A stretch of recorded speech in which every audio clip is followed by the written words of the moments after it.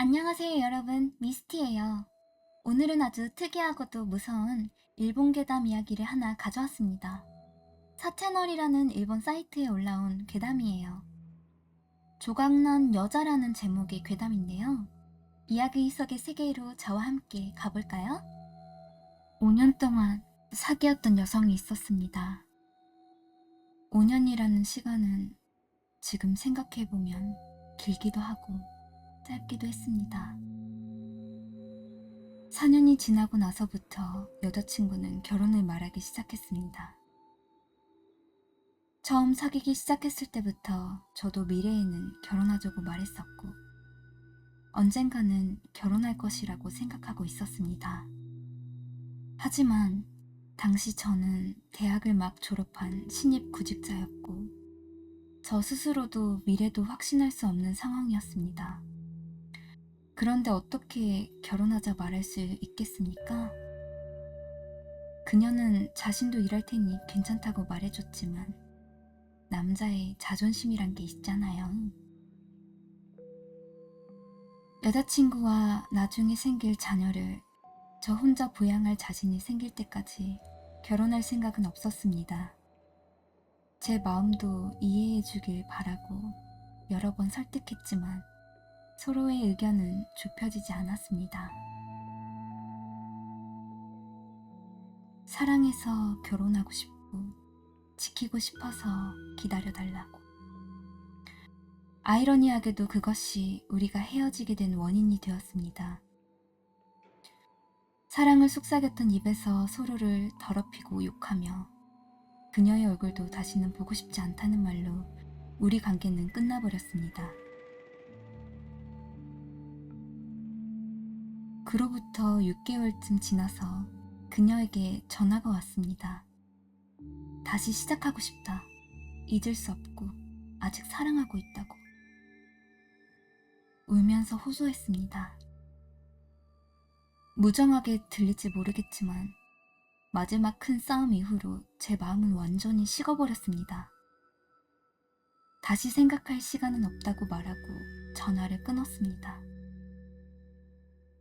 3일 후 다시 전화가 왔습니다. 이번에는 만나자고 합니다. 만나서 이야기하면 무언가 달라질 거라고 생각한 것 같습니다. 우유부단하고 쉽게 휘둘리는 저는 사귀었던 시절 대부분 결정권을 그녀에게 주었습니다. 그런 제 성격을 알기 때문에 그런 생각을 하는 것 같습니다. 물론 거절했습니다. 그 다음 전화는 이틀 후였습니다. 전화를 건 것이 3번째가 되자 짜증스러운 마음이 올라오기 시작했습니다. 전화 벨소리조차 싫어서 베개 밑에 휴대폰을 넣고 자리를 피하기로 했습니다. 설정은 짧은 벨소리가 울린 후 끊겼나 했는데 바로 다시 전화가 걸려왔습니다. 계속해서 참을 수가 없어진 전 큰맘 먹고 휴대폰 화면을 보았습니다. 부재중 통화가 30통이 넘지 뭡니까? 이게 스토커가 아니면 뭐가 스토커죠? 따끔하게 한마디 해야겠다 싶어서 받았을 때 왜 전화 안 받았어? 라는 절규가 핸드폰을 귀에 대지 않아도 들려왔습니다. 조금 비굴하지만 그녀의 화난 목소리로 제 분노는 소멸했습니다. 무작정 그녀의 분노를 가라앉혀야만 한다고 생각했어요. 그래서일까요? 문득 떠오른 거짓말을 꺼냈습니다. 휴대폰을 잊어버리고 외출했다가 이제 막 돌아온 곳이라고. 그리고 가능한 한 부드러운 목소리로 무슨 일인지 물어봤습니다. 라는 눌러 참은 목소리가 울고 있는 줄 알았지만 달랐습니다. 그녀는 금세 깔깔 웃기 시작했습니다. 너 방에서 자판기 보였었지? 지금도 보여? 라고 말했습니다. 제 방에서 몇십 미터 떨어진 곳에 자판기가 있습니다. 무슨 말인지 모르겠어서 창문 너머를 바라보는데 손에서 핸드폰이 미끄러졌습니다. 창문 너머에 보이는 자판기 옆에 그녀가 서 있었습니다. 그녀는 끔찍한 표정으로 눈물을 흘리며 웃고 있었습니다. 사귄 5년 동안은 단 한 번도 본 적 없는 얼굴입니다. 한 번이라도 본 적이 있었다면 곧바로 헤어지지 않았을까 싶을 정도의 끔찍한 얼굴. 그날 밤은 공포로 인해 전혀 잠을 자지 못했습니다. 얼마나 시간이 지났을까요? 아침 햇살이 방에 스며드는 것을 느끼니 조금은 안전하다는 듯한 기분이 들었습니다.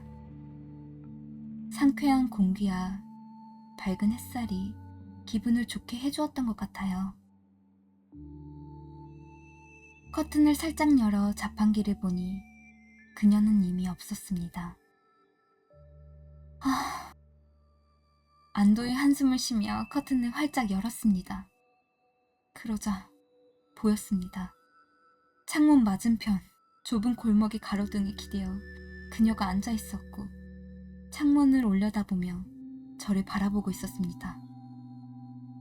저를 바라보며 미소를 짓고 있었습니다. 멀어서 정확하게 보이지는 않았지만 그녀의 입술이 안녕?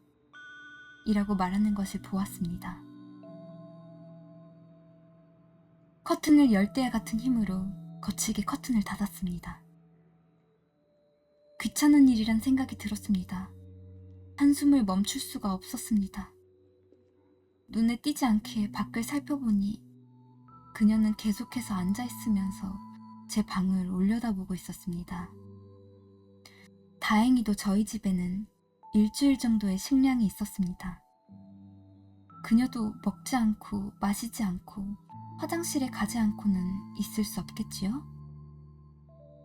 틈을 보아 집을 나가 당분간 친구의 집에서 머물 계획을 세우고 짐을 챙겼습니다. 하지만 그녀는 움직이지 않았습니다. 안 보는 사이에 용변을 해결했을지도 모르지만 제가 보는 동안에는 계속 거기 있었습니다. 4일째 밤이 되었습니다. 그녀의 모습이 사라졌습니다. 전 기뻐서 방을 나가려고 했으나 문을 보고 소름이 돋았습니다. 문에 달린 작은 신문함이 기묘한 형태로 열려 있었습니다. 신문을 수거하는 정도로만 열렸던 것이 다행일까요? 활짝 열리는 타입이었다면 저는 그때 그녀의 눈을 거기서 보았을 것입니다. 그 작은 신문함을 더 열려고 하는 손가락들이 보였습니다. 들어가게 해줘. 이야기하자. 우리 진짜 서로 사랑했잖아. 다시 한번 이야기하자. 머릿속에 떠오른 것은 오랜 세월 본 그녀의 미소가 아니라 최근 본 그녀의 끔찍한 얼굴이었습니다. 저는 방에 들어가 이불을 머리 위로 덮고 부끄러울 정도로 공포에 떨었습니다.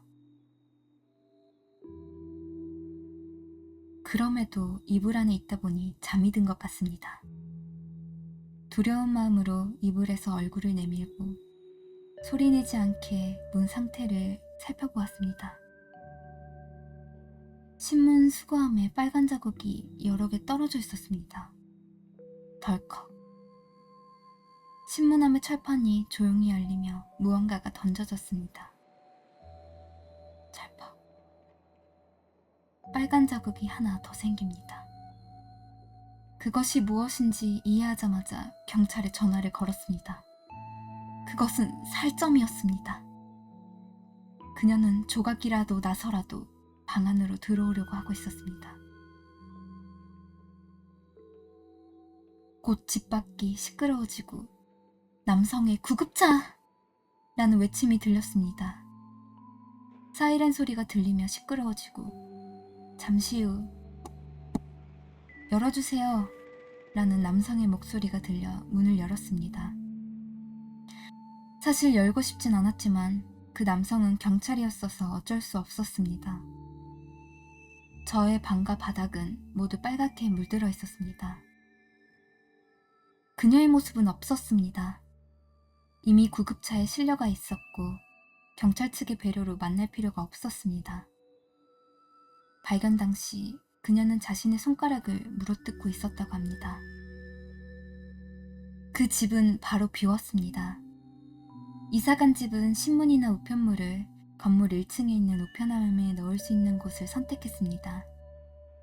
그럼에도 이사 초기에는 커튼을 열 때마다 불쾌한 땀을 흘리곤 했습니다. 그 사건이 있던 몇 달 후, 그녀가 자살했다는 소문을 들었습니다. 안도했습니다. 나쁘다고 생각하긴 했지만 안도감이 더 컸습니다. 어느새 제 마음도 진정되었고 얼마 후 새로운 여자친구가 생겼습니다. 그때부터입니다. 덜컥, 팍, 덜컥. 불규칙한 소리가 들리기 시작했습니다. 소리는 현관 쪽에서 납니다. 덜컥, 팍, 덜컥. 다른 곳으로 이사해도 소리는 따라왔습니다. 신경질적이 되어 여자친구와도 헤어졌습니다. 그렇게 하니 소리가 멈췄습니다. 시간이 지나고 그게 단순한 착각이 아니었을까? 라고 생각하기 시작했을 때 새로운 여성과 사귀게 되었습니다. 덜컥, 퍽, 덜컥, 덜컥, 덜컥. 저는 지금 혼자입니다. 결혼은 평생 할 수 없을 것입니다. 아니, 정확히 말하면 전 평생 혼자가 될 수 없게 되었습니다. 그녀가 문 앞에서 계속 그녀 스스로를 작게 조각내고 있기 때문입니다. 이번 이야기는 어떠셨나요? 정말 끔찍한 사랑의 끝이었죠? 오늘의 이야기가 재미있으셨다면 좋아요와 구독 부탁드립니다. 다음 영상에서 또 만나요.